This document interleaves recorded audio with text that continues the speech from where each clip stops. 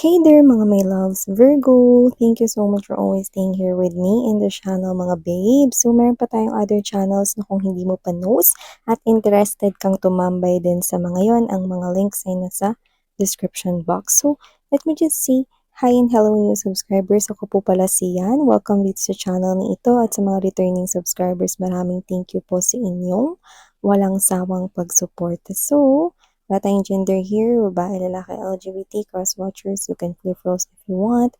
Of course, you can do that. And at the end of the day, you always have your free will. Malaya kang gamitin yan. So, yun nga mga babes, ng content natin ngayon is alamin natin kung ano itong mga gustong ipagawa sa inyo ng mga energies na ating mahahagip. So, kahit sino ito, no? Pwede kang iyong friends, family, lovers, secret admirer, kapitbahay, mga chismoso-chismosa. So, yan ang ating aalamin. Virgo. So, ano pang hinihintay natin? Let's get into your reading. So, let us think first. The angels and spirit guides, Archangel Michael. Marami pong salamat for being present here in this reading. This is for my Virgo people. This is for my Virgo people. Can you please show me? Ano po ang mga gustong ipagawa nitong mga people na ito kay Virgo? Let's get into their thoughts, no? Para rin aware na kayo at hindi na rin kayo magulat. Just take only what resonates, and if you feel the vibe, then this reading might be really yours. Virgo. What is these people here wants Virgo to do? Ano po yung gustong gawin ng mga energies na ito ni Virgo?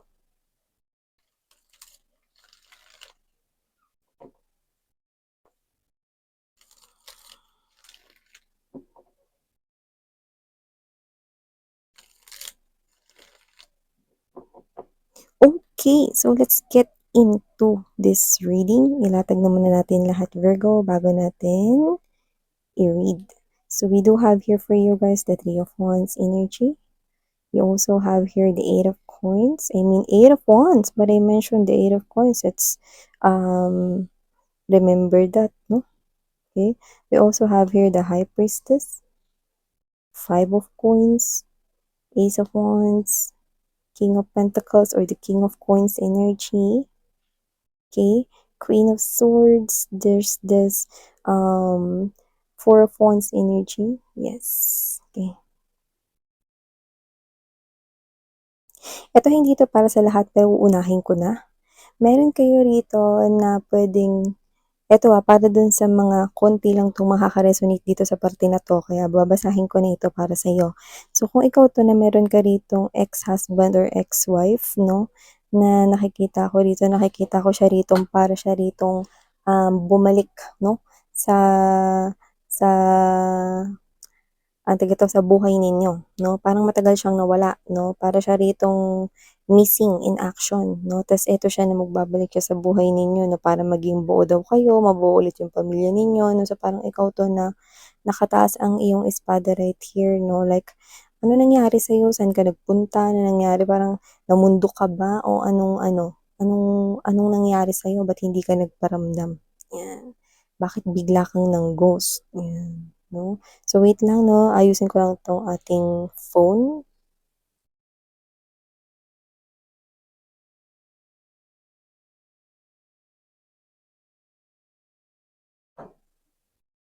Ayun. So, yun nga mga babes. So, sorry for that little commercial. So, yun nga, no? Parang bigla siya ritong nawala, naglaho, tapos bigla siyang babalik sa buhay niyo para sabing buuhin ulit ang inyong pamilya. Pero pwede rin itong ex nyo, no? Na malapit na kayong ikasal noon, no? Tapos bigla siya ritong nawala, no? Missing in action. Tapos ito na siya ulit Virgo, no?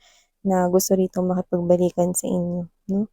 So, hindi ko nakikita rito kung ano yung dahilan kung bakit siya nawala, no? Pero maaaring ginost kayo nito, tas wala kayong nabalitaan sa kanya, no? Parang bigla na lang siyang nawala, tas ito siya biglang bumabalik, no? Na parang kailangan ninyo ng explanation kung bakit niya yun ginawa, no? At bakit ito siya bumabalik rito, yan, no? Pero kung tatanungin ninyo ko kung ano yung nasa intensyon niya 'no. Nakikita ko na yung intensyon niya dito ay talagang totoong gusto niya talagang makipagbalikan sa inyo, ayusin at kung ano yung maririnig ninyo sa kanya, nakikita ko rito na totoo yun. So, bahala na kayo kung paano ninyo bibigyan ng feedback or paano ninyo maiintindihan yung kanyang explanation, pero nakikita ko na pawang totoo yung maririnig ninyo sa kanya. Pero sabi ko nga sa inyo, at the end of the day 'no, nasa inyo pa rin ang free will, okay. So, nakikita ko rito na kung sino man 'yan, hindi ko siya nakikitang nagsisinungaling or magsisinungaling sa'yo. Gusto niyang pakinggan mo siya rito 'no, at puwedeng may age gap yung sa inyo. Puwedeng mas bata siya sa'yo or basta mayroon ditong mas may bata 'no, sa inyo.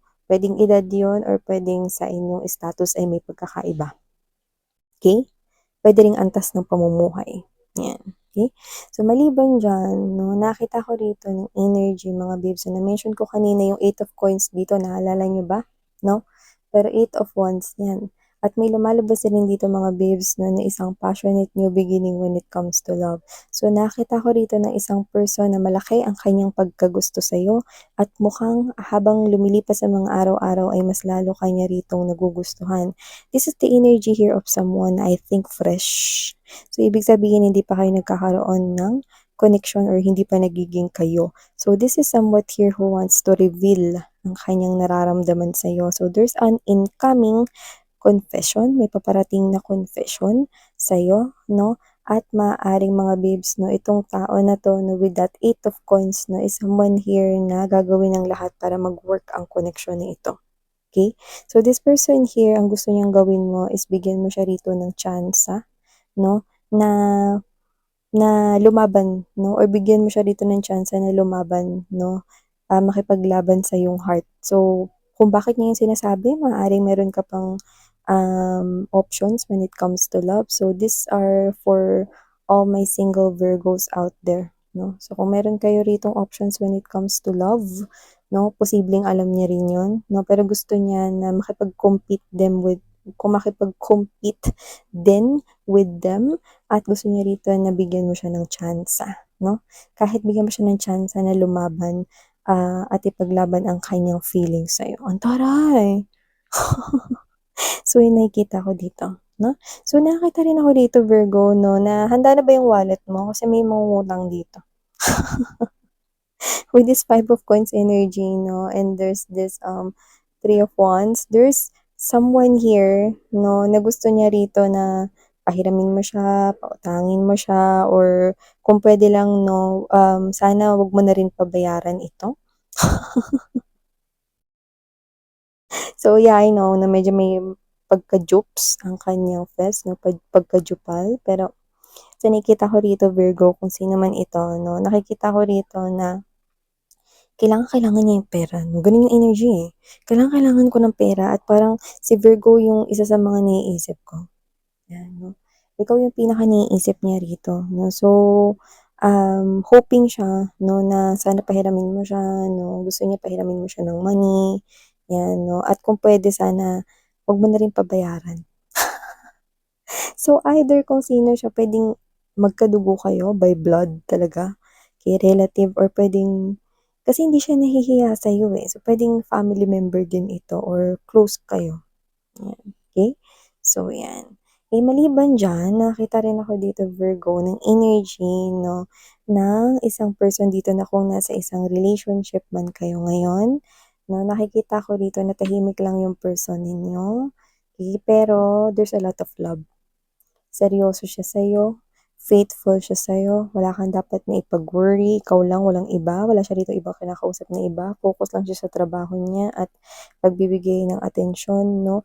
Kung hindi pa kayo mag-asawa 'no, nag-iipon siya for your future at kung mag-asawa na kayo 'no, busy siya rito sa work dahil gusto niya kayong mabigyan ng magandang buhay 'no, ng family ninyo at kung wala pa kayong mga anak na gusto niya mag-build dito ng, magandang future para sa inyong dalawa at sa magiging kids ninyo.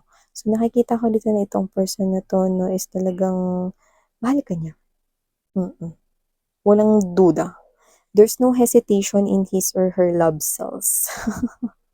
Ikaw lang talaga yung kanyang love. So, ang gusto niya rito ay pagkatiwalaan mo siya, yun ang gusto niyang gawin mo, 'no, at, gusto niya ritong maramdaman mo na wala kang dapat na ipag-alala, 'no. So, nakikita ko rito 'no na, kung sakali man na parang siguro na may mga little na mga selos moments 'no, na puwedeng may mga lumalapit sa kanya or what 'no, kasi very grounded ang energy niya 'no, at saka itong tao na 'to na puwedeng malapit rin kasi sa kanya yung, mga girls or mga boys, wala tayong gender dito 'no, LGBTQs of course welcome din kayo. So nakikita ko dito na kung malapit man sa kanya yung ibang tao hindi niya yung pinapansin, kasi ikaw nga lang yung gusto niya. Pero may posibilidad 'no, dahil kaakit-akit ang kanya ritong, ugali 'no, marami rin dito talaga yung nagkakagusto sa kanya, pero wala kayong dapat ika-worry kasi kayo lang. 'Yan 'no, gusto niya magtiwala lang kayo 'no, sa kanyang pag-ibig sa'yo. 'Yan, taray 'no. So nakikita ko na ikaw at, ikaw ang mahal niya ngayon at ikaw rin ang huli niyang mamahalin. 'Yan, ang taray 'no. Alam mo minsan ako makakuha ng mga ganyan, pero pagka ano talaga, swak na swak talaga yun sa inyo. 'Yan, okey. So napalunok ko lang. So, going back here, meron din pala dito mga babes na nag-iintay ng movement sa inyo. Pero maaaring may kinalaman 'to sa trabaho na parang 'pag hindi kasi kayo yung kumilos na susunod, hindi rin siya makakakilos. So, parang ano 'to, eh, alam mo yung kunwari ganito, example lang 'to, kunwari ikaw yung seller sa Shopee. Example talaga. Kunyari ikaw yung seller sa isang online shop, 'di ba? Ikaw yung magpe-prepare ng parcel. Yung parcel mo na yan siyempre kailangan dumaan sa delivery muna, 'di ba? Bago yan mapunta dun sa padadalhan na recipient or buyer, customer, 'di ba? Parang ganun 'no? Parang hindi siya makakakilos kung hindi mo muna matatapos yung trabaho mo. So, na may nag-iintay rito ng ipasa mo na muna sa kanya yung trabaho mo para makagalaw siya.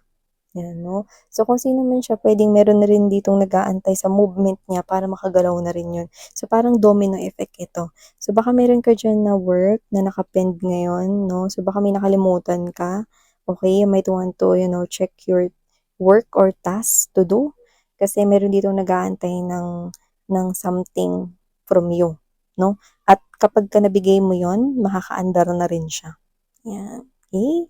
So I don't know what that is. But I'm picking up more likely, it's work-related or business-related thing, 'yan 'no. Puwede rin 'yan kung may nag-aaral dito na may school project 'no, at dahil sunod-sunod kayo, members kayo niyan 'no, puwedeng hinihintay ka na, work na matapos muna ng kagrupo mo 'no, and then after nun, ikaw naman yung gagawa nung sunod 'no. Whatever that is, essay, thesis, whatever 'no, so yung nakikita ko dito, 'yan. So someone here is waiting for you to move para makagalaw na rin siya, 'yan, okey. And meron dito naghihintay ng mensahe from you 'no, naghihintay rito ng mensahe galing sa'yo. Kasi wala siyang magawa rito sa sitwasyon and I think this is your ex 'no.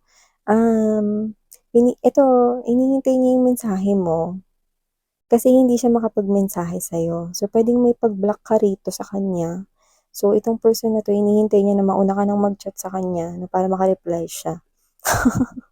So, hindi ko alam kung naka-block ba siya Virgo or naka-restrict mode siya or puwede rin naman na naka-blacklist siya or nasa reject list pagdating naman sa SIM card. So, 'yan naka-block yung calls 'no, so wala siya ritong magawa kundi hintayin, okey, na ikaw yung mauna na mag-call sa kanya or mag-message sa kanya, 'yan 'no. So, whatever the case may be, I'm getting that it's probably your past lover over here. So, yan. Okay? So, yeah. Ito yung mga nakita ko rito ng mga movements na gustong ipagawa sa inyo ng mga energies na nahagip natin from here. Okay? So, just take how this resonates and apply this into your own unique situation. So, yeah. Please do check out other channels sa ating links no, sa description box. Thank you so much for your time and pagtambay here, Virgo. Sarang Love and Light. Annyeong!